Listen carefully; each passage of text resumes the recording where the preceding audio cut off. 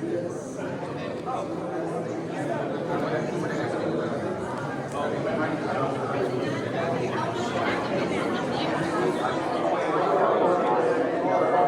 morning. Will you please have a seat?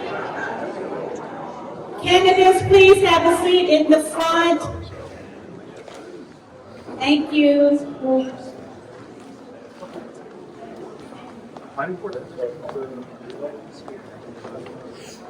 Please call your name. Is it part-time? Is it part-time?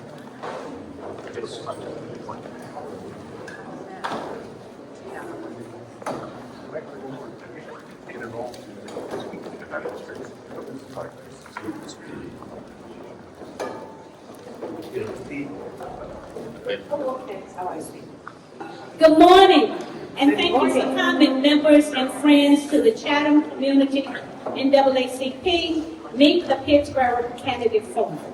I am President Mary Nevis. Our NAACP mission is to achieve equity, political rights, and social inclusion by advancing policies and practices that expand human and civil rights, eliminate discrimination, and accelerate the well-being, education, and economic security of Black peoples and all persons of color. Theory of change. We are committed to a world without racism, where Black peoples also enjoy equitable opportunities and thriving communities. Our work is rooted in racial equity, civil engagements, and supported policies and institutions for all marginalized people.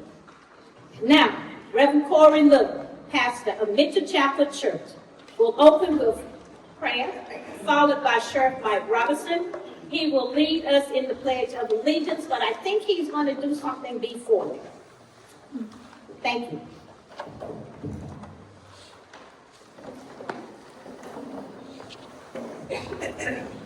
Good morning. I am a Christian minister, so all who can identify, thank you for praying with me, and thank you for your patience for those who are not. Gracious God, we thank you this morning for this opportunity to gather and to create this community this morning. I pray, Lord, your blessing upon our gathering. We ask, God, that you will lead and guide interested individuals who have offered themselves for this season of public service. Lead and guide us in our decision making. Help us, Lord, to work together for a collaborative outcome that will be a blessing for everyone in this community. We take this time to honor you, to ask your blessing and your favor. Now we offer ourselves for the service and the movement of our community forward and together. This is our prayer. In Jesus' name I pray. Amen.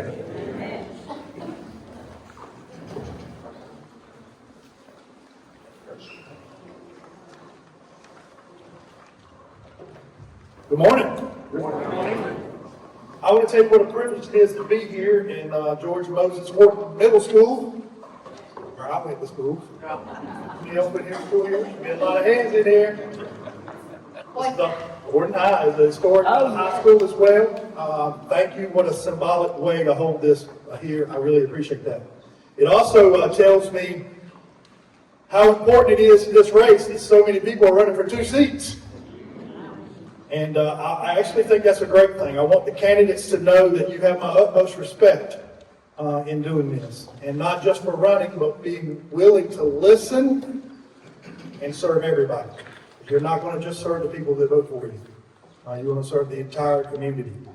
I will tell you, running for office is not easy.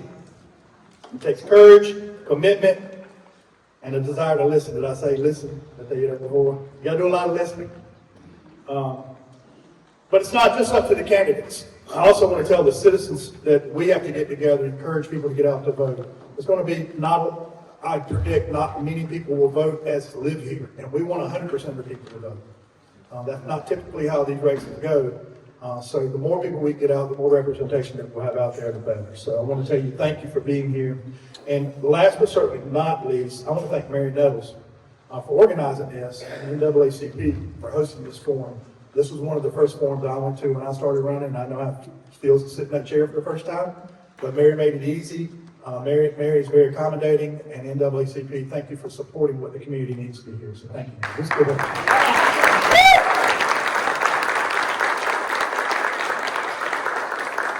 And last but not least, with all the unity and sort of not unity going on in the nation, I think it's very important that we pledge allegiance together in this, that we're all in this together. And in the out with this, some of these people are not going to win. And I hate to say that. We want you to be part of it too, if you're not. I hope you're the one that wins, but we want all of you to be part of whatever great happens in Pittsburgh. So if y'all will, please join me. I pledge allegiance United States of America and to the republic for which it stands, one nation, under God, indivisible, with liberty and justice for all. Thank all of you.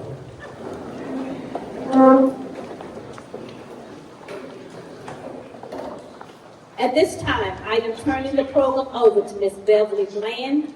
Ms. Bland is the Political Action Chair for the NAACP. Ms. Bland will introduce the rules, the moderator, and the timekeeper for today.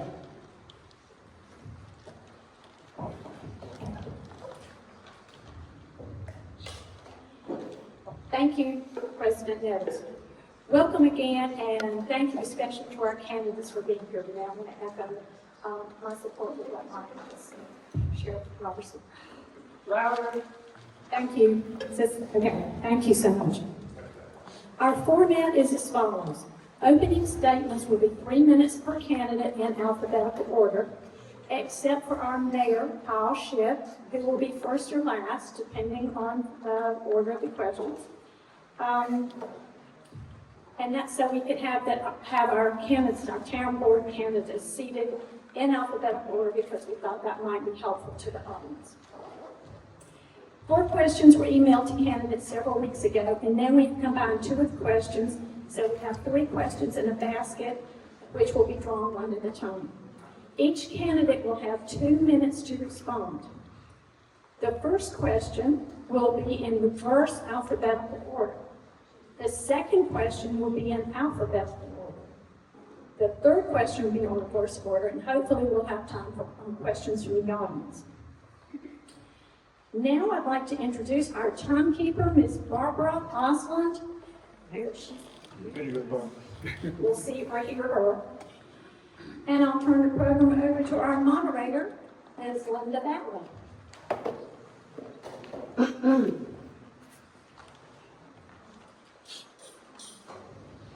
Hey y'all. Gosh, this is so great to look at y'all, and new faces, old faces, young faces, and like in Social Security. So thank you to all the young workers out here. Anyway, my job is really simple. I just get to interrupt the candidate if they go over their time slot. And so, Sheriff, you stole my whole introduction, but I do think it's a very important point, is that in this country that we all love, in this town that we all love, diversity, equality, and inclusion has always been what we're about. I just love I look at so many faces and I love so many people. And I love Pittsboro so much. So these people as well, that's why they're running. So let's listen to what they have to say, and let's get started with the mayor, please. Good morning. I'm Kyle Schiff. I'm honored to be here as the current mayor of Pittsboro and running again. So thank you all for being here. Thank you to the East Chatham and NAACP for hosting this.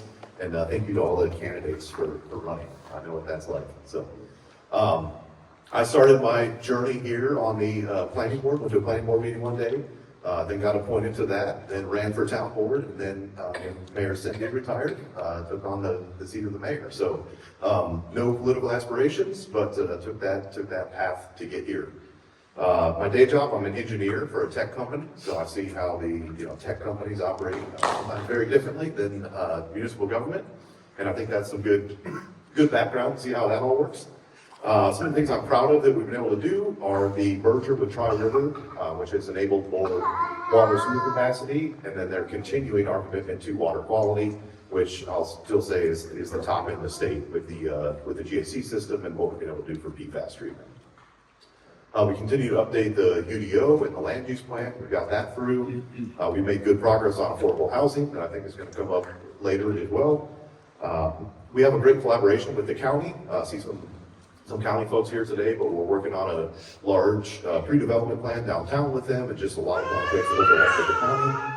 And our downtown and our parks are just fantastic, and so appreciate all the work put in there. I've tried to be a lifelong learner about this because I didn't know anything about what I was doing when I started. So lots of classes in UNC School of Government, including the Advanced Leadership Core program, the Upstate Policy Fellows from the Hunt Institute, which is focused on education.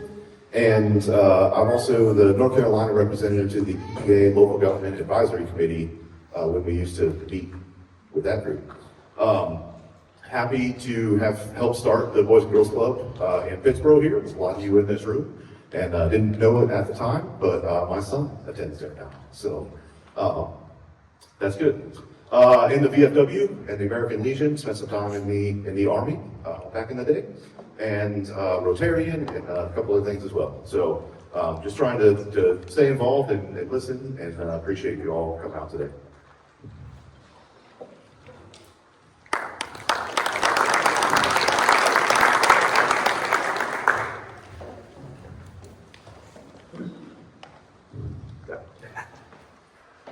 First off, I want to say thank you very much to the mayor and NAACP for this invitation today. It's great to have this opportunity to speak with everyone. Hello, my name is Alex Breaker, and I am running for Pittsboro Town Commissioner, and I would love to earn your vote. I wanted to take a few minutes and tell you a little bit about myself.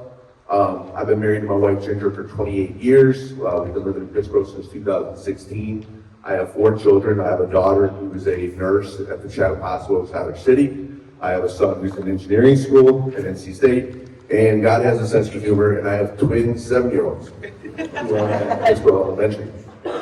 A little bit more about myself and my background. I was in the Marines for 22 years. I retired from the United States Marine Corps, and after I retired, I went to work for GKN Automotive in Sanford in various leadership positions. After about 7 years and some change being there, I decided I needed a change, seeking different opportunities.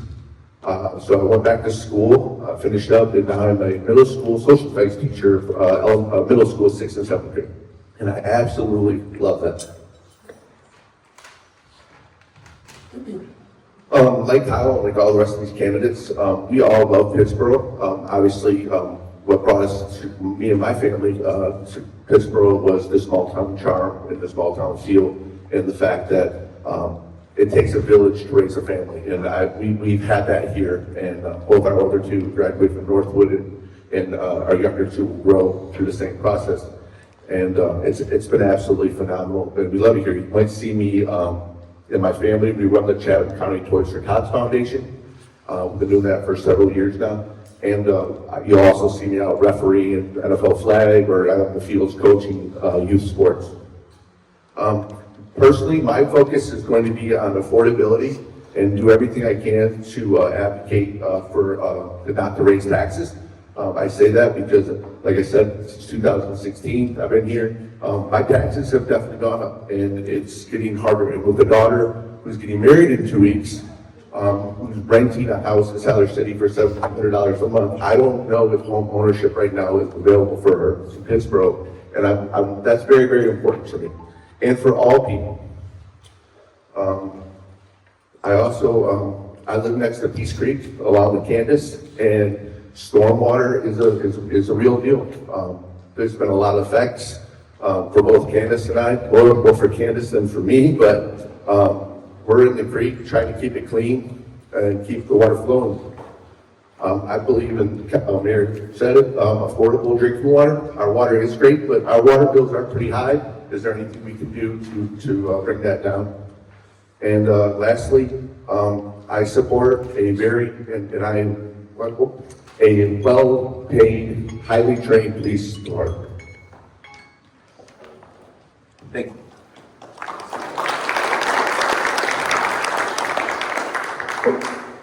We have to press the button. No, it's, I thought I confused me. I'm Corey Forrest. I'm running for Pittsboro Town Board of Commissioners. I am the current commander at the VFW, the chair of the planning board here in Pittsboro as well. And I'm a husband and a father.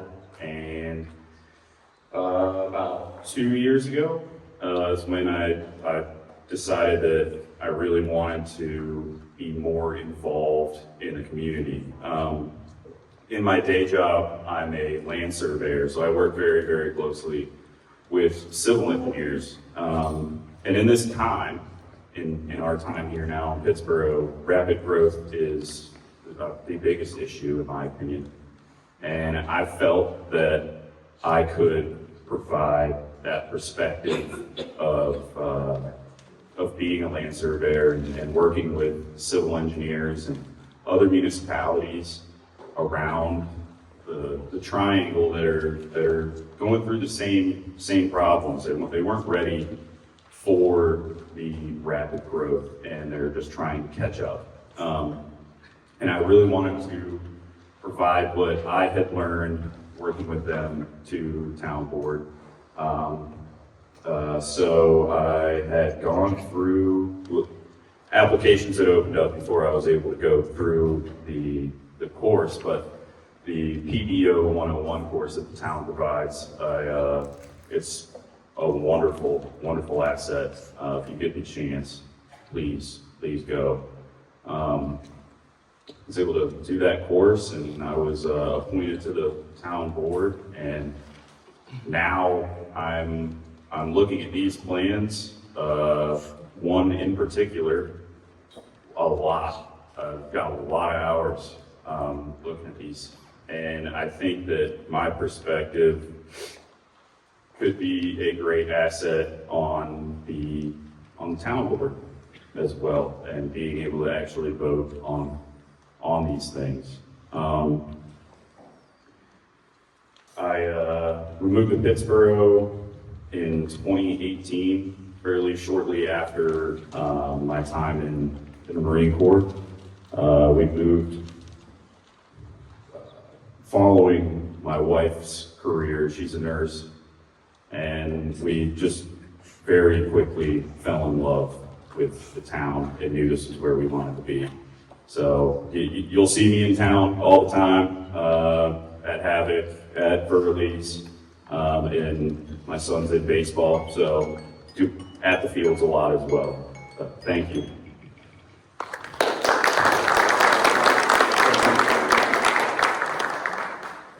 Good morning, everyone.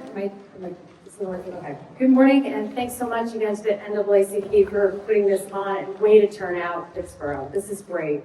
I'm Candace, and my journey has taken me from a small town called Sandy Hook, Connecticut, to a big city, Atlanta, and then back to a small town. And I have proudly called Pittsboro home for the past 10 years. My brother and his family are here, my parents are here, and even my 98-year-old grandmother is here. And I mean like literally here, she's over there. Yeah! So we have really put our roots down in Pittsboro. And I'm running because I believe our community deserves a commissioner who shows up and listens. And I've demonstrated that commitment. Since deciding to run, I have been out listening and talking to neighbors. I have been to every town board meeting and every planning board meeting, and I've even slipped in an ABC board meeting. And I'm doing that PBO 101 that Corey talked about. It is fantastic. Everybody should go ahead and do that. And I've done all this so that I can learn, and as Sheriff Mike said, listen, and I can dive into the details. And my background is very diverse and very hands-on, which gives me tools to be an effective commissioner. I've been in media, in residential and commercial construction, and I've actually built houses from the ground up. So I can get things done from foundation to roof. And I'm in the perfect position to work with developers and builders on the growth that's happening right here in Pittsboro because I've actually done that work. Today, I'm the practice manager of 4 chiropractic clinics. I like to joke that I'm running for office, and I'm running 4 offices, including the one that's here in Pittsboro. I manage budgets and teams, and my daily focus is on the health and well-being of our patients because I really, truly care about people. And I know how to lead. I've served on boards in Atlanta and here on my HOA board. And during the time that I was president, we became we got the award for being the best neighborhood in Chatham County. While on the board, we successfully began the process of tackling stormwater issues and developed a plan for ongoing maintenance. And that's experience that's critical for what's going on in Pittsboro right now. So my campaign motto is PBO, Planning, Balance, and Opportunity. So for planning, we need to develop smart long-term strategies to effectively manage the growth. Balance, we need to balance the growth with protecting our environment, keeping our historic downtown vibrant, and supporting local businesses. Opportunity, we need to work with developers to create not only affordable workforce housing, but affordable home ownership opportunities like Alex was talking about. And when I look at the challenges facing the town, I remember Mr. Rogers said, always look for the helpers, and I have lived my life being a helper. I have a proven track record, and I hope I win your vote. And meanwhile, just remember, early voting does start on the 16th, so I hope that everybody has a plan to get out and vote. Thank you.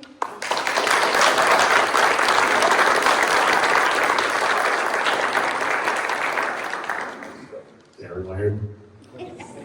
My name is Tobias Palmer. My name's Tobias Palmer.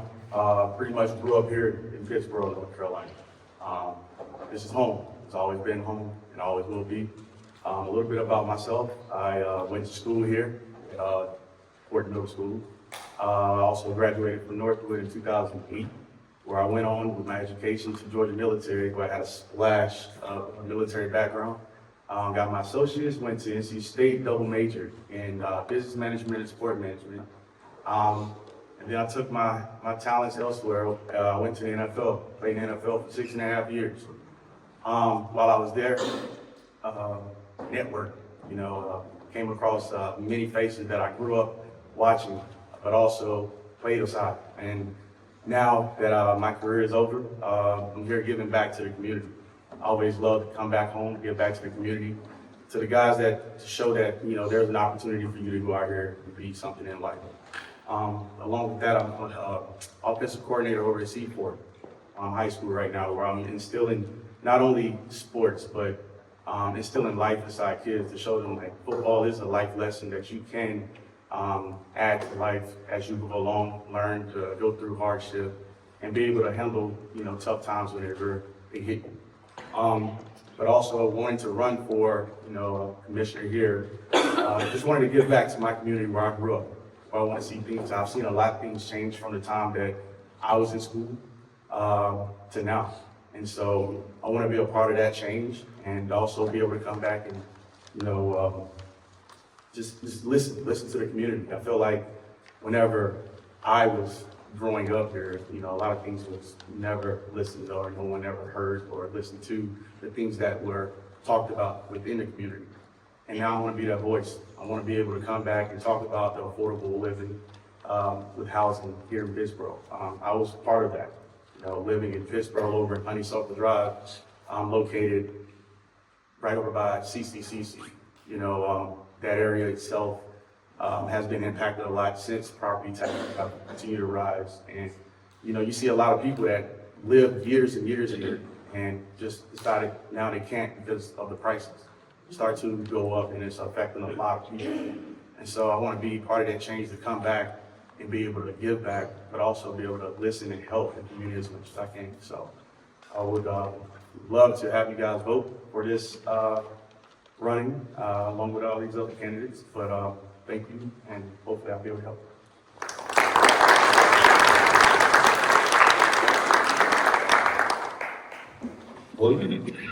My name is Nicholas Shramick, for those who don't know me. Thank you, everybody, for being here and for the NAACP for hosting this. Contrary to popular belief, I'm not a Disney plan. I'm not here to take over the town. I've lived in the ETJ and in town for over 5 years now. The reason why I had to move into town is because I couldn't acquire fast enough internet speeds 2 miles outside of town. The reason why I'm running, I want to preserve Pittsboro's charm. I want to bring affordability to the town as well. And I only see kind of 2 roads ahead. There's the slow growth, no growth model, or there's the smart growth model. North Carolina and Pittsboro is uniquely positioned currently with Carolina Core coming in, everything that's happening in Apex, Holly Springs, and Moncure, in pharmaceuticals, IT services, and a host of other businesses, as well as FinFast. What we need to do is diversify our revenue streams. Right now, half of our revenue comes from property taxes. By diversifying, I mean get some of those industrial businesses in the ETJ that will be incorporated in town eventually. Small business, large retail business, and through diversification, we bring in more revenue. That revenue allows us to build more parks, interconnectivity of the greenway system. It also allows us to look into community land trusts as well for affordability, where the town would own the land and make sure that those homes are always affordable for the folks in town. Verticality in town is very important. As Tobias said, we canvassed his old neighborhood in Honeysuckle. Those folks are really hurting for property taxes to rents, and they're scared they're going to get pushed out. And the slow growth, no growth model makes it's a supply and demand issue, which will make land more expensive, and the only folks who can afford it will be wealthy folks, and they're going to push out a lot of the folks in the town. So the only way I see forward is in the smart growth model. I have a background currently in cybersecurity. I also hold a real estate license with Carolina Properties, Realty World Carolina Properties. I work with Eric Andrews, and I also have a background in financial engineering. So as a commissioner, I will be able to speak the language of real estate, the language of business, and the language of finance to make sure that I do everything for the town and hold developers' feet to the fire when they're not doing the things that they say they're going to do. And I hope you come out and vote, and thank you very much.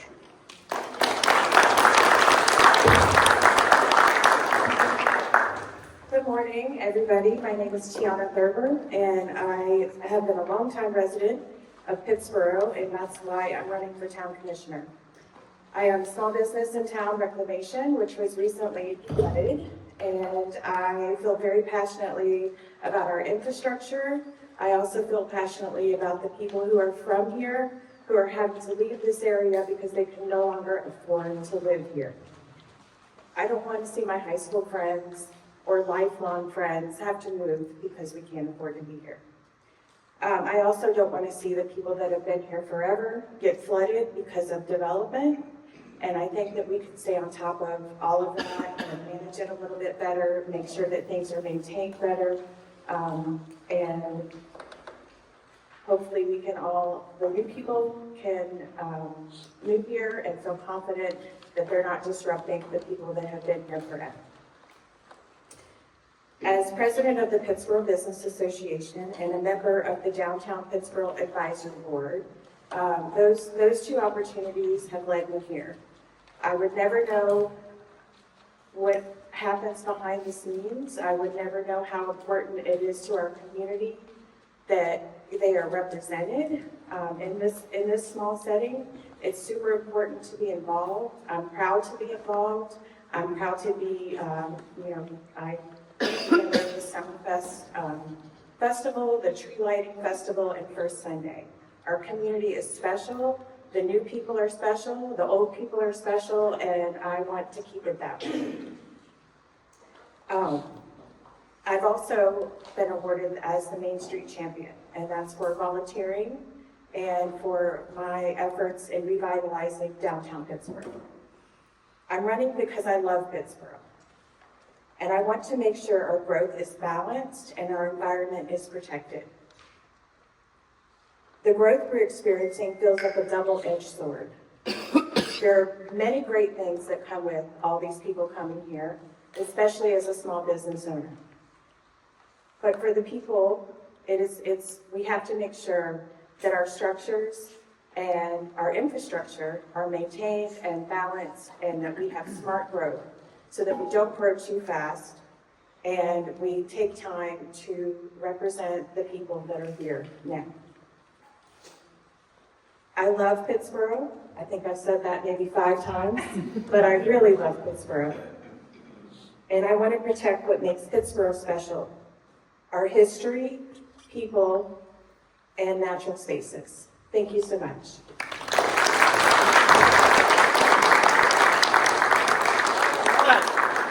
Aren't we lucky to have such choices? I mean, or maybe it's a little hard. Anyway, we are now going to go into the questions. And we have 3 questions here, and in no particular order. We're going to ask, please pick the first question. You. Is it alphabetical or reverse alphabetical? We're doing reverse. So,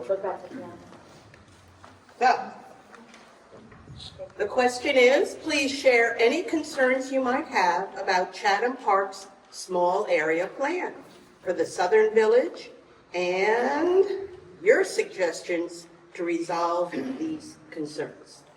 All right. Okay. 2 minutes, everybody. So the details aren't fully completed yet, and I know that the plan covers 5,000 acres, which is far from small. I'm keeping an open mind to my decision on how I feel about that as the board continues to review the small area plan and come up with suggestions. I want to see all the details before finalizing my opinion, and I will keep attending the town meetings, the town board meetings, and the planning meetings, and I hope to see something really good come out of the small area plan. Just go down the line. Yes. Oh, okay. Yeah, a lot that Tiana said is the same the way that I feel. I don't think there's enough information out there for me to make a educated decision on whether or not that should move forward. If I were to have to vote today, I would say no on that. Again, it was supposed to be small tracks instead of one large one, and I just need more information, and the planning board hasn't reached a conclusion to that either.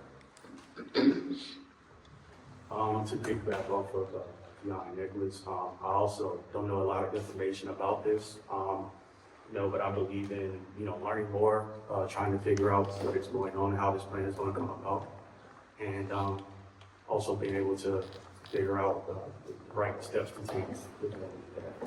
So right now, I don't know much information, so I can't also agree or approve that decision. All right, so my opinion on Chatham Park's small area plan. Well, first off, there's nothing small about it. It's 4,800 acres. And what concerns me is that the decisions that are made are going to shape Pittsboro for generations.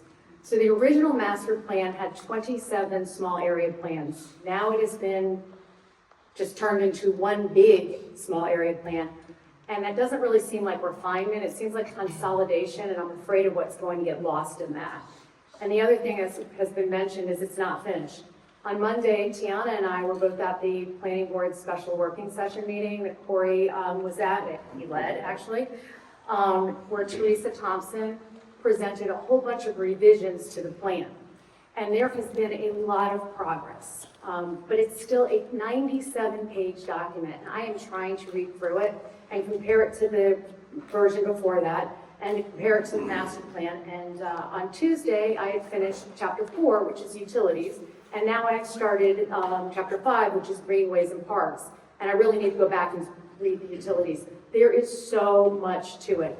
The amount of maps, it's staggering. There's just so much detail.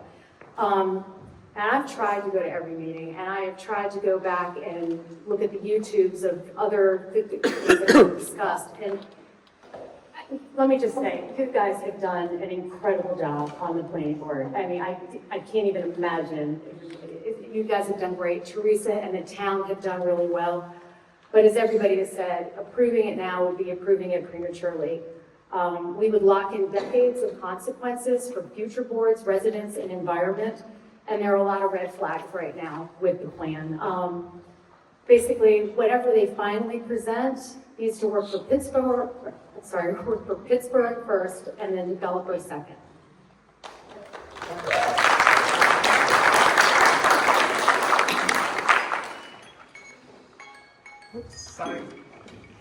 You hit it right. That was good. Yeah, I mean, everybody is kind of spot on right now, and I've pored over this plan. I've looked at it. I think we've had 4 meetings now over this one. Some of them being a couple hours, just discussing this one plan. And like Candace said, we're still not getting all of the details. I know there's still some financials there that we're waiting to look at. We've got a meeting in 2 weeks. We'll look at it again. And currently, I don't know that we just not having all of the information is really hard to come up with a decision to make a recommendation or to deny it either way.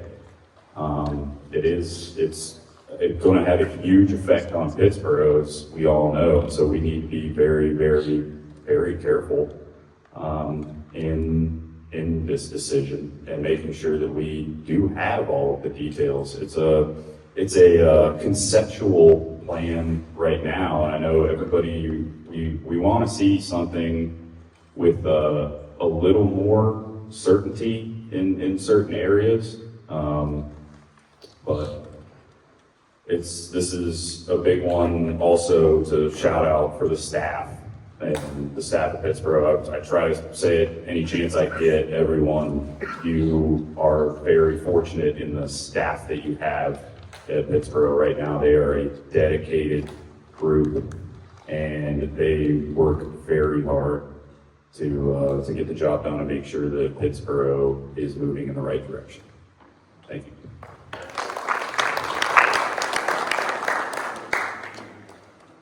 You know, there's a couple different things I want to add. I agree with all the other candidates, but some of the things about the small area plan, currently in its total size, it's very large size. Their plans are to protect 2,000 acres for parks and green space, and then also include areas for solar and provide 12 acres for grassland of wildlife. However, that sounds very great on the surface, but when you look at the sheer size of this development, it becomes overwhelming, as all the candidates have noted. But I think what it leaves out is the massive amount of land that is being developed. What I mean is the small area plan is what is it going to provide for parks and green space? 2,000 acres out of, thousands of acres. It is quite significant in comparison. And to the amount of land that is being developed, there are going to be roads that need to be built. And through those current wooded areas, and when those roads are developed through those wooded areas, what is that going to do to stormwater to places that are currently existing but never ever had to experience that type of rainwater runoff, which is going to cause flooding for other people downstream, if you will. Lastly, I have great concern that the size of this plan is greatly oversized. If elected, I will work to ensure that the development of a development of this scale does not occur. I think it's too large. I will work to ensure that permitting meets all the levels of the project. And I also think that the project is it's here, but we need to work on some aspects of the development and to make sure that those specific details are clearly annotated to the citizens before any movement on this size of a project. Thank you.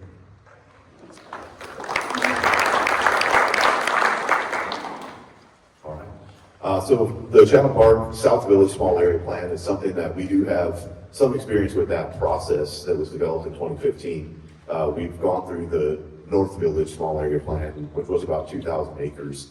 That was done intentionally, or in the plan, I guess, a little bit of after some of the development, and that caused us some issues that we saw about where roads went, and where fire stations went, and things like that. So I'll echo Corey's comments about staff and all the work they put into this. looking at this and working with Chatham Park over about the last year. And I think that Teresa Thompson, our assistant planning director, has come up with a really good workflow for this with the section area plans and increased responsibility and oversight of the small area plan process. And I think that there is a lot of pitfalls of planning on a scale like this, and there are some opportunities as well for things like the roads, the park locations, the fire station locations, all those things that have been part of what we went back to the Northfield Small Area Plan and revised since we passed it. And then I guess the other point too is that a lot of the things that we talk about, like the greenways and stormwater and affordable housing, those are all defined for the Chatham Park development in the additional elements. So those are all passed at this point. We've gone back to revise some of them. We have additional revisions to make to many of them. But a lot of those components are already defined in those areas instead of in the small area. So continued work to do there, and I appreciate all the time that the planning board and has put in on reviewing this, and the town board is starting to look at it as well. So thank you. All right, now we have another question to be picked. Thank you. All right, isn't everybody doing a good job here? We're moving right along, so that means we will have time for your questions coming up. All right, here we go. Please share your position on issues concerning building the Lewis Freeman Park and affordable housing apartments on the western side of town. Sure. He picked a good question. So the Lewis Freeman Park, I just got an update on this. So the town has allocated some money to Lewis Freeman Park. It is designated town land already. Hobbs Architects is doing the design and is complete. And they are starting a informal bidding process in the next few weeks. We hope to have a groundbreaking probably in January and be complete in June of this year. So that project is progressing and will be complete. Affordable housing on the west side. So we've made a lot of progress on affordable housing on the east side of town, related to the amount of development on the east side of town.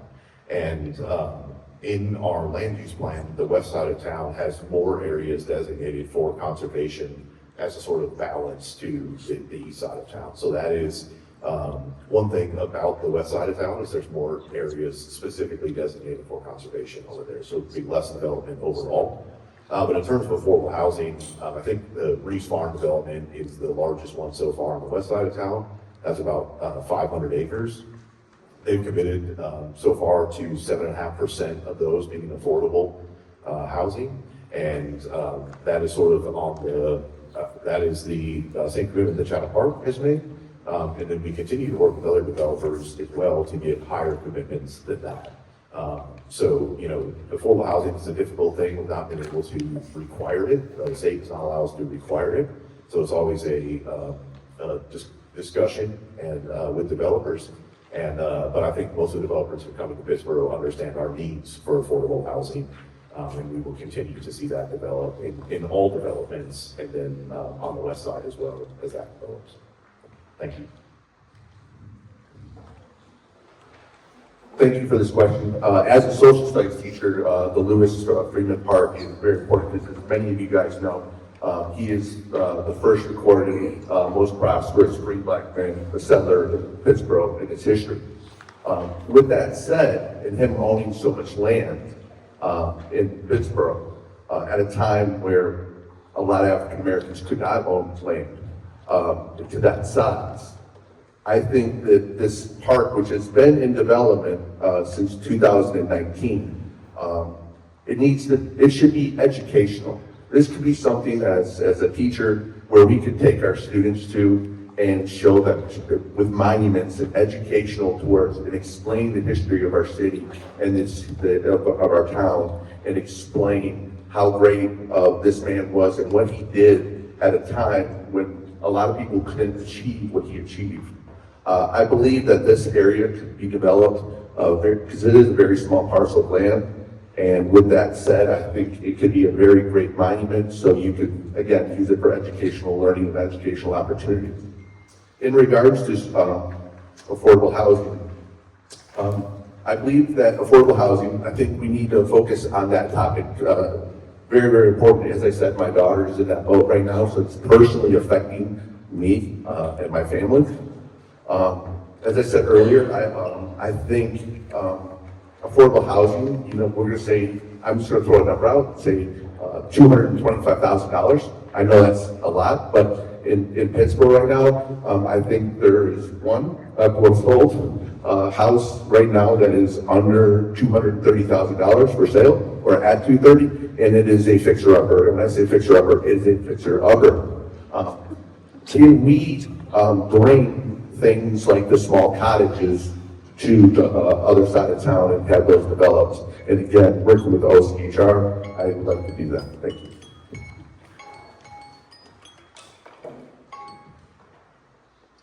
I think once again, everybody's really taking their time. Everyone's getting their time on these. I love it. This is great. Now, for the Lewis Freeman part, it's what Kyle said. It's great to hear that that's being done. It's so close to downtown. It absolutely needs to be a focal point for downtown. And it's a beautiful space. I'm sure many, if not all of you, have been out there. The space is beautiful. It's got a gorgeous little creek runs through it. We just really need to, make sure that we keep it beautiful.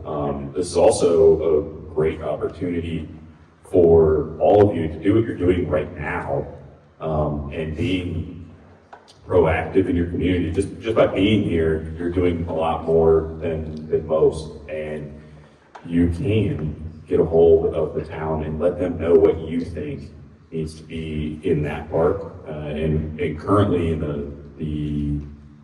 they are taking suggestions for what they would like to see, for what we would like to see at the Robeson Creek Park that will be over by the plant.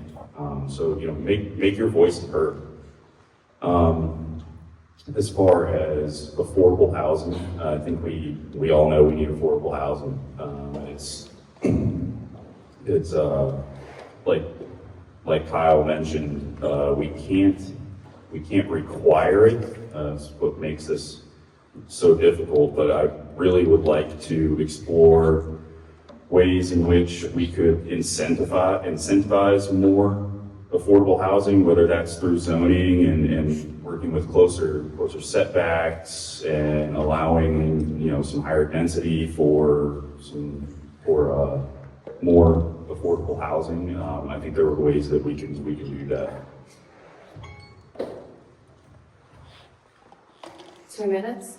It's going to be a little bit hard, but since Mayor Schiff said that this park has been given the green light and it's going to happen, I just want to say the park is so significant, and I'm just so glad that it honors parts of Pittsboro's very rich Black history and honors what I call Pittsboro's Black legacy families, like Knights Farm Park does.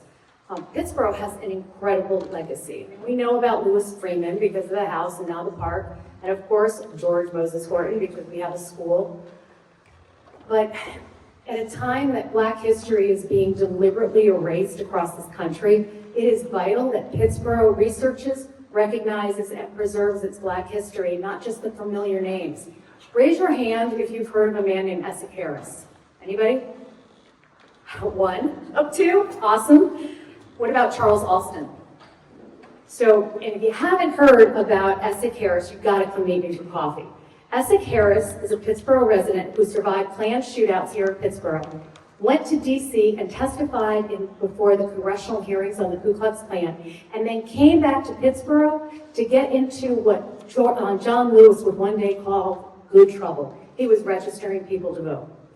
And I would love to see those people be recognized as well. And Charles Alston has roots in Pittsboro. He is one of the most celebrated artists of the Black Harlem Renaissance period. And one of his murals at the Harlem Children's Hospital is considered a national treasure. So I care deeply about this park because these stories matter, and we all need to make sure that it gets completed. And I've got the yellow thing, so affordable housing, what do? We encourage density, walkability, and missing middle housing like duplexes and townhomes. Prioritize mixed use and transit-oriented development for complete neighborhoods. Support ADUs, which are like the garage apartments. We also need to negotiate higher inclusionary zoning rates. Right now it's 7.5%. We need to bring it up to 10% and more, and the town has been successful in doing this. I think we need to prioritize units over fee and lieu and promote mixed income housing from starter homes to larger homes. Thanks. So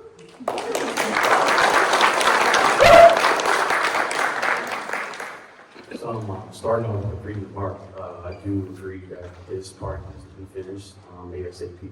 Not only does it bring the history back to Pittsboro, but it allows us to actually take our kids or nephews or whomever that may look up to us to this park, educate them on the history of Pittsboro, but also be able to, take our kids and, walk around and be a part of, the greenways and probably we want more investment into the parks and recreational parks as well. Be able to go out and show our kids, which I failed to mention earlier that I have 2 kids, one on the way, due at any moment. Oh, yeah. So I'm over here checking my phone as well, making sure. But also too, also touching on the affordable housing. I can't harp on this. It's very hard, for affordable housing, and we want to continue to support, the county, getting things situated with the affordable housing, being able to help the ones that have suffered from years and years of property taxes continuously rise, not knowing that Pittsboro is the 4th county in highest in property taxes. So, living in Honeysuckle, like I said, growing up there from a young man, from a little kid now into a young man with a family, I've seen numerous people suffer over there. And they continuously to suffer. And not just Honeysuckle, but it's also in other places here in Pittsboro as well. So we would truly like to make sure that affordable housing is a true thing that we continue to push.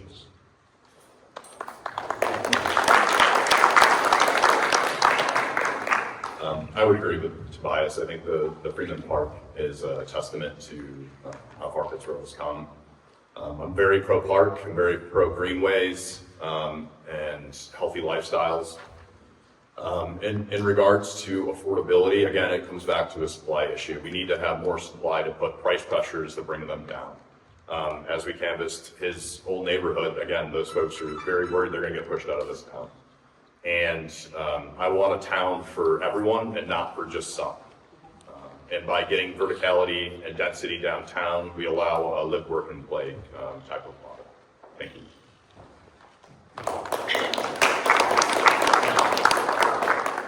So I watched a video. I'm so happy to hear that the town is planning on completing the Freedom Park. That thrills me.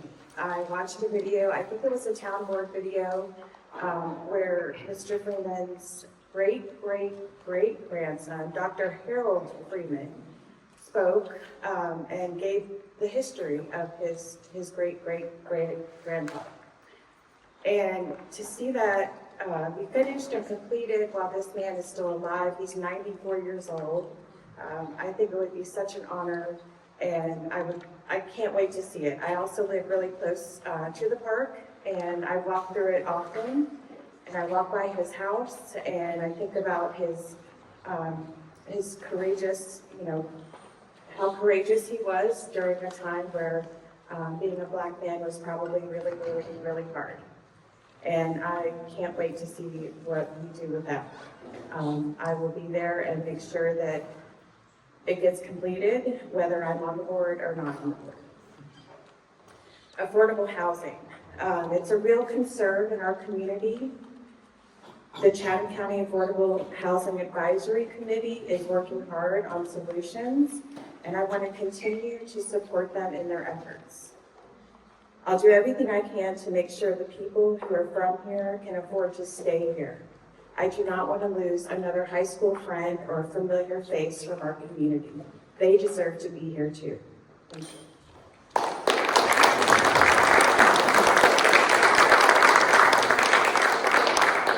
Okay, the last question, and then we will take audience. How would you ensure that the growth in Pittsboro is managed responsibly so that infrastructure, stormwater, community needs are all addressed? When my store flooded in July, on July 6th to be exact, I realized that our infrastructure was not being maintained properly. I would like to make sure that I saw firsthand how devastating it is, first of all. There are people in our community that will not be back in their homes until 2026 from this flood. I have a friend who lost walls from her home due to this flood. This is a serious issue. We need to protect what's here right now. And in doing that, we need to hold these developers responsible for their stormwater runoff, for helping us maintain this system. We didn't ask for these people to come, the development to come here, and it's here, and it's affecting us, and they should be responsible in helping us protect our environment and our businesses, our homes, and everybody who got affected by that flood. Thank you.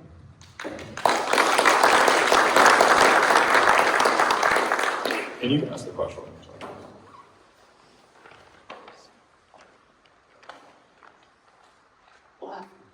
Sorry. I haven't started the time yet. Okay, thank you. Of course, it's the last one. Oh, I'm afraid to choose one. Okay, here we go again. All right. How would you ensure that the growth in Pittsboro is managed responsibly so that infrastructure, stormwater, community needs are all addressed? I think that goes back to what I said earlier. We need to diversify our revenue streams. We need to bring in, unfortunately, everything takes money, right? The conduits on Park Drive, Salisbury Street, Thompson Street, Masonic, we need to keep better track with impervious surfaces in town. That includes roofs, driveways, and it takes money to upgrade the infrastructure that we do have currently in town. And also with new development, holding those developers' feet to the fire that they, whatever they promise to do, that they actually achieve and do properly. I think that's.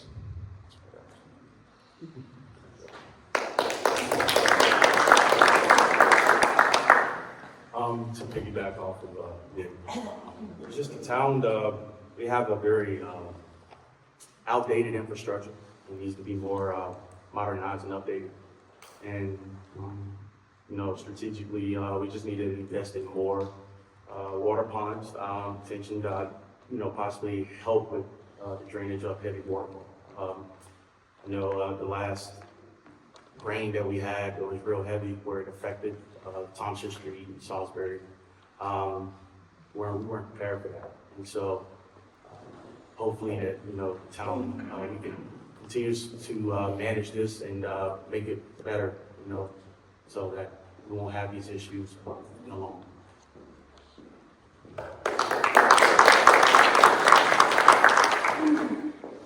All right, so stormwater management. Stormwater management has kind of been the bane of my existence for some time now. So my approach to growth is simple. It's infrastructure first and growth second. And I don't think we can keep approving projects in the promise that infrastructure will keep up. And I know firsthand, just like Tiana, what happens when stormwater systems are neglected. When I bought my home in Pittsboro, I didn't realize that it came with an indoor swimming pool every time it rained. I'm sorry. So that flooding experience pushed me to get involved in my neighborhood's HOA. And in that, I've learned more than anybody wants to know about stormwater. For example, our county has 18-inch pipes that feed into our 36-inch pipes on Peace Creek, which Alex mentioned earlier. Those 36 meet up with 3 more 36 and then flow into 24-inch pipes for the town. And that's why we have a lot of flooding over on Thompson. So I used to walk the stormwater system, and in areas of flooding, every time it rained, I was the crazy person walking around in the rain. And that ended up getting me on the HOA board to tackle the stormwater maintenance issues. So what do? Before any new development is approved, we need to know that the roads and the drainage systems can support it. Developers need to not only manage their own stormwater systems, but prove that their runoff is not going to go downhill and flood neighbors who are already here. We also need to have foresight and design. One thing my neighborhood did do really well is they put in this dry pond that was absolutely, I gotta talk fast, absolutely huge. Probably people thought they were crazy for putting it in, but it has never failed once. And we need to be forward on that. Also, including things like swales and permeable pavement and rain gardens will help with that. And also, let's strengthen natural defenses. One of the best defenses against storm is protecting our trees and our natural grasses and our riparian buffers with the county.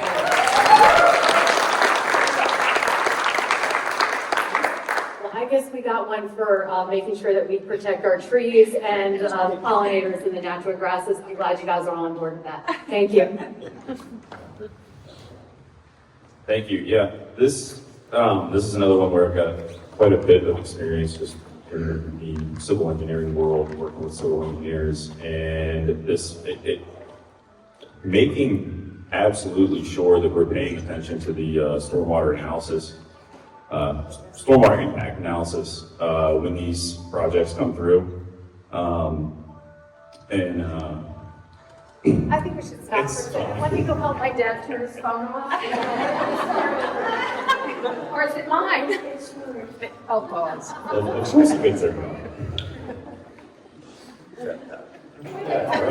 scratch on that. Carry on. Can you repeat? Yeah, so for every project, there's a stormwater analysis, stormwater impact analysis that's done that calculates the watershed, calculates how much water is going to come through on a point of interest, essentially. And we need to make sure that we are really, really paying attention to those analyses when they come in, and making sure that the plan will handle that water that is being, that water and more that's being shown in that analysis. And then making sure that that infrastructure that those developers are putting in is a stout infrastructure that the town is not going to have to spend tax dollars on to upgrade in the near future. That's where I think this will all start, is just making sure that developers are putting in stout infrastructure that we won't have to then go back and fix. And then, you know, again, just trying to, if we can, some incentive to make some bigger ponds and larger, better infrastructure. But thank you.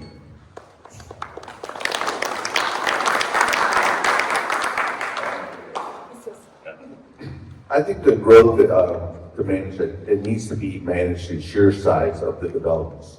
As we all see these developments, when these developments are done, they're clear cutting. There's no real, natural tree line, if you will, that they're protecting.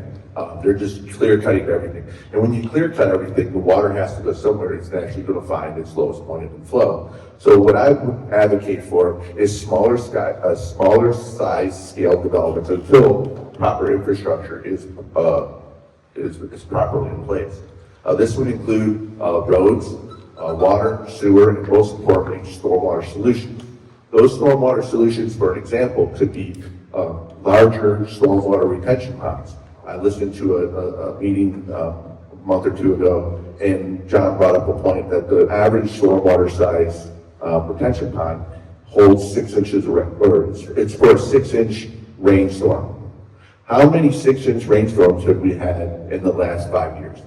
More than 10, I can tell you, that we're researching on that. There's been more than 10. But these are considered once every 25-year rain events. But we've already had, more than 10 in 5 years.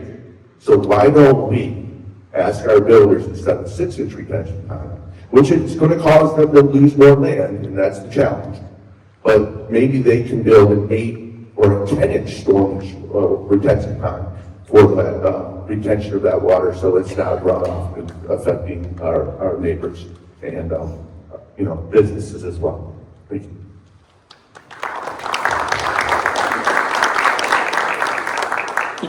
Thank you. So in terms of managing growth responsibly, what has effectively managed growth for a long time in Pittsboro is sewer capacity or lack of sewer capacity. So Pittsboro since 2011 has had a actual or kind of functional moratorium on building. With the merger with Tri River, we've been able to move those projects forward. So if you drive down 15501 towards Sanford now, there's 36-inch pipes on the side of the road that are the force main for sewer. So sewer capacity is in the process of being solved for about 30 years, which means we got to start with the next solution after that, because it takes a long time. But that's, in water quality, we did a lot of work on water quality, which was a big topic for a long time. And Sanford is going to meet that standard as well. So those things are not what our control of development anymore. So we can control development through good methods of planning and zoning and preparation. It's not just going to be developers that can afford their own sewer plant that can develop. It's going to be what is best for the community overall. So I think that that's a really big shift in what we're able to do. It's going to allow us to increase density, preserve more land, all of those things that utilities will allow, which we don't see in development in the county.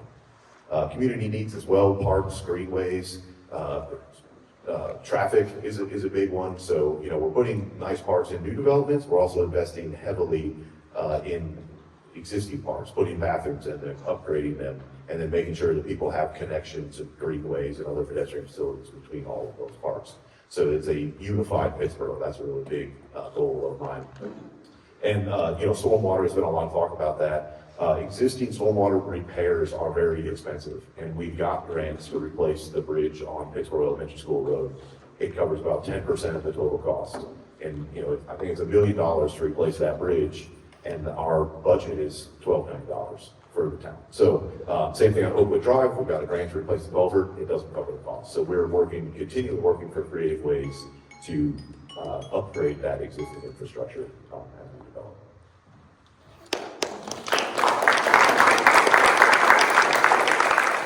Okay, it's your turn. Who would like to ask a question?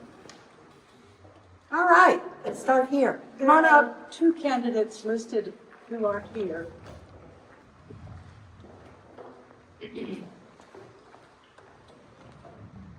There are two candidates listed on the ballot who aren't present. I would like to know why. Maybe they can answer. Mary, did you get an, thank you. But it was open to all of them. Yeah, everyone was invited. One that I didn't hear back from, but he's heard today, but hey, I left it open.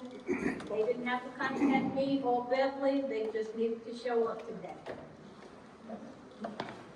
Okay, come on now.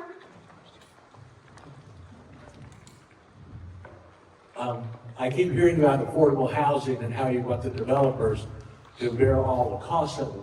But what is the city prepared to do in the way of homestead exemptions for lower income people on their property taxes and stuff like that? What are they willing to do to offset the cost of building new houses for low income people in terms of building fees, tap-on fees, and those sort of things like that? You can't look solely to the private sector to solve the problem of affordable housing.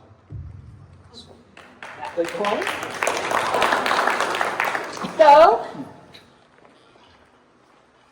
everybody gets the turn? All right, I'm glad we have 15 minutes for this one, because this is a tough one. Still only got two. Okay. So yes, it is a multifaceted approach for sure. And, we've tried a lot of different things. And I spent probably 5 or 6 years on the Chatham County Affordable Housing Advisory Committee that Commissioner Foley is on for us now. And so it takes all efforts, government grants, government incentives. We actually had in our UDO for quite a while incentives like increased density, some fee waivers and things like that. And we found that those didn't work. And so we shifted the incentives that are in the UDO to some other incentives. And, the merger has changed that as well. So it is a really difficult problem, and we're trying all aspects of it. One thing about it is we do have an affordable housing fund that we're able to use for really flexible uses. And like one example is we're going to help build a greenway for the Habitat community in Roberts Run. So we'll be able to use that money. And typically affordable housing money is not available for things like building greenways. It's a lot more constrained than that. So we are able to use that. But that has been funded by development and the town. So the town, we put one penny, which is about 180,000 now, I think, of tax money into an affordable housing fund each year. We've been doing that for 3 or 4 years now. So we are making that investment as well. But my preference, and I believe the board's preference, is that developers produce housing. So people can't live in money. And frankly, government is slow a lot of times in building things and making things happen. So as developers are building, we want them to produce homes that are affordable, and rather than feed them other options in many cases.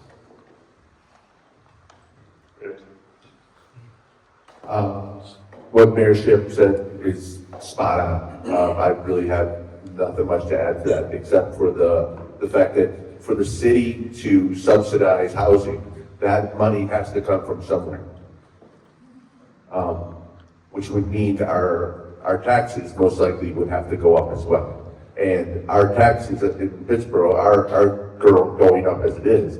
So it's a double-edged sword, and I agree with Mayor Shipp that to fix this solution, a lot of it is going to have to come from the private sector to fund housing for low-income housing, because city government does not want to be involved in that type of everyday business of funding and building low-income housing off taxpayers' backs.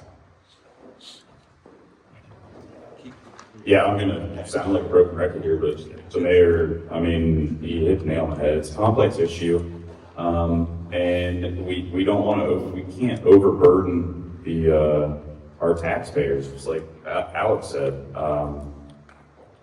Making it a government issue, that makes it a taxpayer issue. And it is everyone's issue in this community. If we can't have everyone here, then we're not a whole community. And that includes individuals that need that help getting affordable housing. I think it also, I'd like to shout out the current board.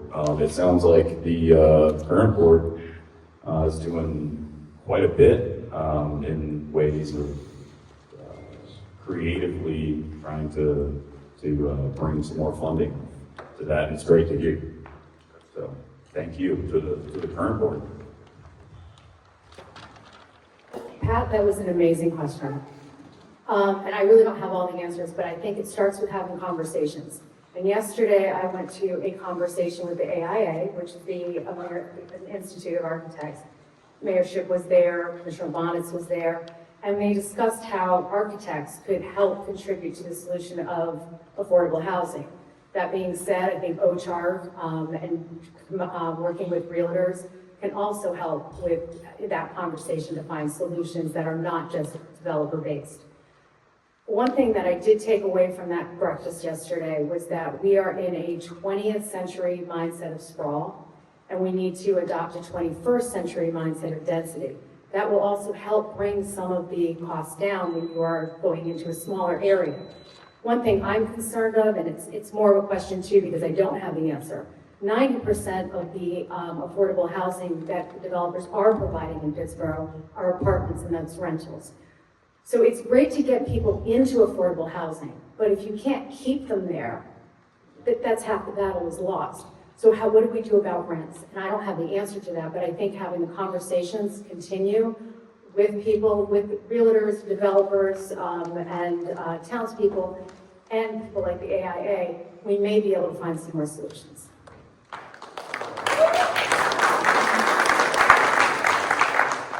To piggyback, yeah, it's a great question. But of course, more conversations need to be had to figure out the right solution, the right direction to go about helping with more affordable housing. And, you know, quite frankly, I don't have the answer to that as well, but I'm definitely interested, very determined to find it and be able to help more as I learn more about how things are going. So I wish I could say more about on that topic, but I'm willing to find an answer and be able to help out, be able to update as much as I can.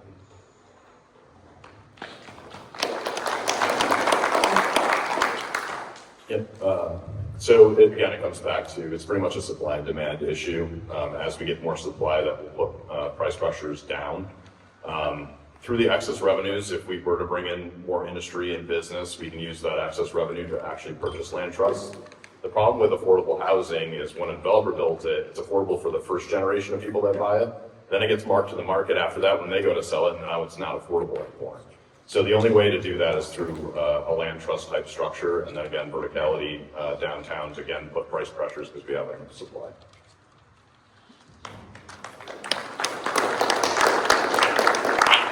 That was a great question. I believe I heard you ask about heritage property. So that's something that I'm familiar with. My grandmother inherited her home, her family homestead in Chapel Hill in the 70s, and she lived there until 1996, when she was forced to sell the property because of the property tax increase. So basically what is happening to Pittsboro happened to Chapel Hill 30 years ago. And my grandmother had to get rid of our family home. That's something that haunts me. I think about it every single day, and I want to protect what's here right now, and for that to not happen to anyone in Pittsboro. I don't have the answers. I don't know how to protect heritage properties or these farmlands, but I will figure it out if I am elected. Thank you. I forgot this is the other part of your question. So I'm originally from upstate New York a long time ago. They have a STAR program for in-place seniors, and it gives them like a third of the property taxes for it belongs to your primary residence. So that's something that I would like to look into as well. All right, come on now. Oh, there you go. Yeah, we're new. We moved here in March. Really love the area. But one thing I haven't heard, and you alluded to it just there about Chapel Hill, about one of the charms of this area is downtown. It's really nice. And you already, kind of seeing the pressures already with the traffic. And is there a plan? I mean, it's going to be hard. It's kind of sort of like Chapel Hill Cary to make it work. But is there a plan? What is it to try to preserve the character of the downtown and the central part of the city as much as you can? I mean, stuff's good, but you've got to be thinking ahead about parking and access and all kinds of things. And I haven't heard that yet, but that would be really important to know. Is there a plan, and what are you thinking? Because like your business, you'd like those businesses to stay and thrive. Right. So through my work with organizing community events, I think it really shows the spirit that's here right now. And all we can do is continue to feed that spirit and show up to these events, get to know each other better. The parking is absolutely, it's not a problem right now, but it will be a problem. Traffic is a big problem, especially on Fridays. How do we fix that? Probably through bypasses that are coming and things like that. But I appreciate the extra traffic right now as a small business owner. I know it's kind of a pain, and it's really funny when people visit my store from like Atlanta, and I ask them what they think about the traffic in Pittsboro, and they laugh, and they're like, it took us 2 minutes to get through town. So even though there's a lot of traffic and it's a lot different, I think we're just going to keep growing, and we're just going to keep figuring it out because we have to. Yeah, I agree with her answer. I think the expressway and the boulevard, that's going to go into place. So the folks that should be downtown are the ones that live downtown and also that are patroning businesses like Tiana's, and get that traffic moved out and around town instead of having everything have to go through town. And I agree as well. Yes, Pittsboro is very small, and as we're continuing to grow, we're still becoming a small town. Less parking, more people. I agree, eventually, yes, we will have to expand, to get more parking. And I'm sure there will be a plan in place to, make sure that that does happen. But I guess too, a lot of traffic coming through town does help, the small businesses, so they can stop it and, be able to kind of maneuver around little Pittsboro and learn more about the world. I'm sure a plan will be in place. There's a lot in that question. So one thing to support small businesses goes back to affordable housing, because we want to attract a lot of mid-sized and small businesses, which they can't do if there's no place for people to live. So by having affordable housing, we can attract more small businesses. But then we go to the traffic issue. If we can put in complete streets, really work on our bike ped plan, where people can bike downtown, where they can walk downtown, where they can get there without needing to drive, that's going to really help the traffic issues. And that is something that is definitely in development. And that also helps, that also goes back to density in the development. If we have density and everybody can walk to where they want to go, it does cut down on traffic. And I was just at the joint town and county meeting where they discussed some transit options.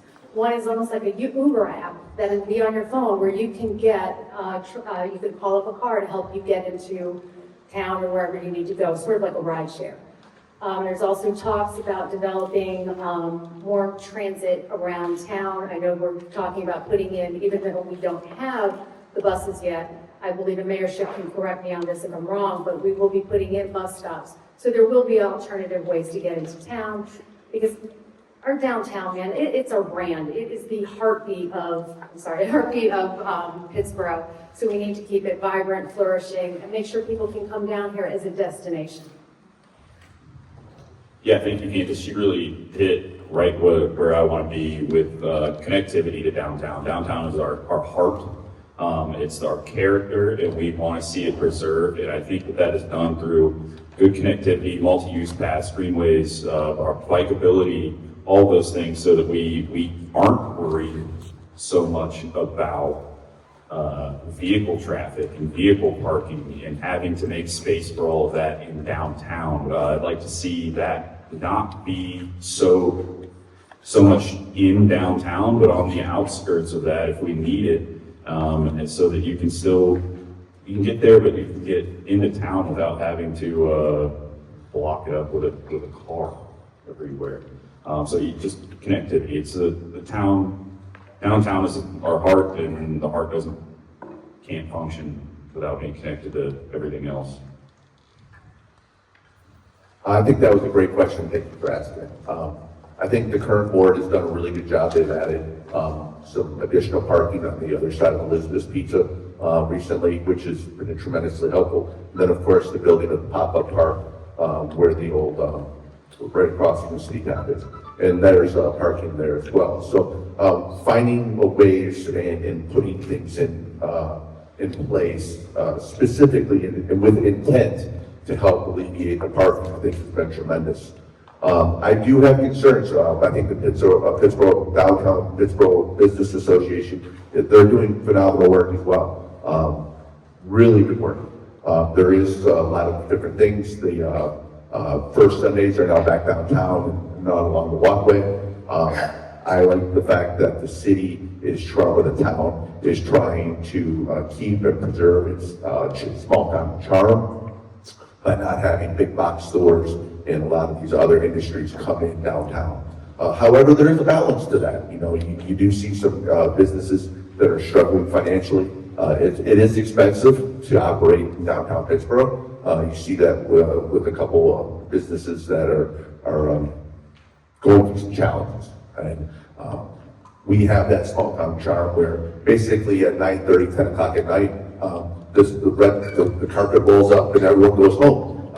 Which I absolutely love. I love the fact that I could pretty much lay down in the middle of the road, at midnight, and I'm not going to rain over, right? And you don't have that in a lot of other places. So there's a lot of things about Pittsboro that are great. We just got to continue to harp and to focus on those small details to preserve what we are today.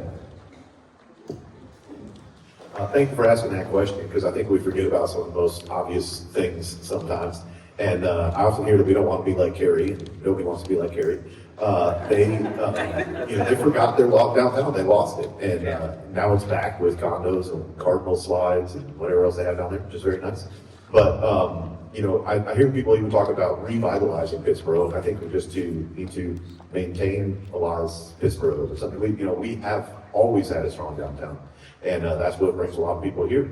And so I'm very proud of our Pittsboro Downtown Advisory Board, PDAB. It's one of the most active in the state that we see from going to Main Street conferences.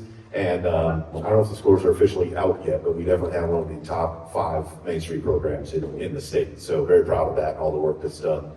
I mentioned in collaboration with the county, we're working on that pre-development study with them. So between the county and the town and a couple of their partners, there's about 14 blocks of land downtown that are going to be available for redevelopment. So the courthouse annex right off the circle, the sheriff's department, the old Pittsboro High School, support building there, Papa Park, like we mentioned. So all of those things, as the county moves out to their facility just west of town, those are all going to be available for what the town wants those to be redeveloped into in the county. So very proud of that partnership and that huge opportunity. We also, after about 5 short years, moved 15501 out of downtown Pittsboro. So if you notice now, the signs don't go through downtown Pittsboro. Soon, we'll be allowed to prohibit trucks from downtown Pittsboro. So that would be working hard on pedestrian safety. You see, chains by the lot trying to get people to use crosswalks. Please use crosswalks. And we're trying to make that better all the time. And we also have funding for a circulator bus that's going to run on the weekends. Transit is going to run that for us. They have the buses. We have the money. We just need DOT to let us use it. And I've heard the latest, hopefully by December, we'll have that running. So, Yay! Well, y'all, it's 11 o'clock, or just about. So I think, oh, you have a question? Well, Just for one. all right. Well, then Mary's in charge, so who am I to say? I'm going down to Ghostin. I'll see you there. I had a question. I'm new to the area, and I like the country. I mean, I moved from McCary, Apex, Morrisville area, and I like the country, I like the nature of Pittsboro. And what concerns me is the inspection department, and you're talking building, all this development, and all the construction. And the inspection department and the builder department, back in 2020, a house was built really, really bad, and there was a couple of homeowners that they basically it was really bad. I mean, I had 3 inspections on my home when I bought my home in Pittsboro. So when you're doing all this development, how can we be assured that the inspections department has changed? And when you grow a town, you get bigger tax base. So when you grow a town, you're getting more and more money because you have more and more people in the town, right? So you're getting more money, and yet our taxes are being increased. And all the business and development, they're paying money, there's incentives for them to come into Pittsboro. So they're kind of making money. So it doesn't seems like we really do as a community need to pay attention to who we're electing, what we're paying, and we need to get involved. But it's at the base level. Has the inspection department been changed in such a way? Because I think an issue with the builders is the supply chain and the supplies coming in, but we have to make sure all the building and development is done correctly, not just for the water supply issue, but if you build a house and you have all these problems down the road, even though you paid a bunch of money for it, it's not going to be worth what you paid for it if it's not built well. I'll answer that real quickly so we get to Mary's question. Respecting this time, the county does inspections for us. It's a county function. I think there have been a lot of improvements there. And I think there's always improvements to be made as well. So we partner with the county for inspections. Okay, my question is for Mayor Schiff. Can you use the microphone? Yes, please. Okay. Can you hear me? Yes. My question is for Mayor Schiff. The Lewis Freeman Park. Can you let us know how much money is still in that budget, as well as how much it's going to cost to finish it? And do some of us need to start a fundraising so it can be ready by June 2026? Because I'm one of the ones who stay in touch with Dr. Harold Freeman, and I'm kind of getting a little afraid to call because he is 94 years old and has been waiting probably 4, maybe 5 years for this to take place. I was told over 6 months ago to ask if he would donate some money. He told me yes, but I was not told to ask him how much. So I need you all to let me know how much so we can get this finished. Hopefully June 25th.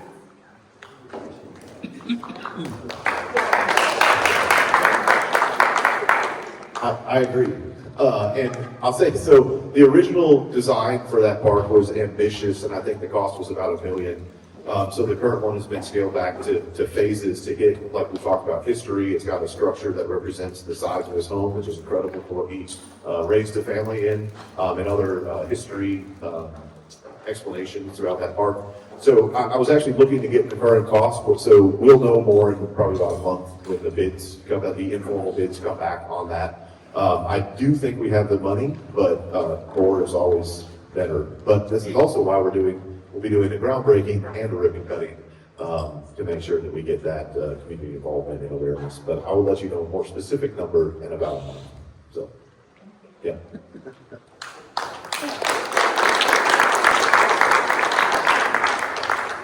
Well, this is the end. It is 11 o'clock. This concludes our program. Thank you, NAACP members, for bringing supplies today, food, and just helping out as always. Good luck, candidates. Thank you all for being here today, and have a safe weekend.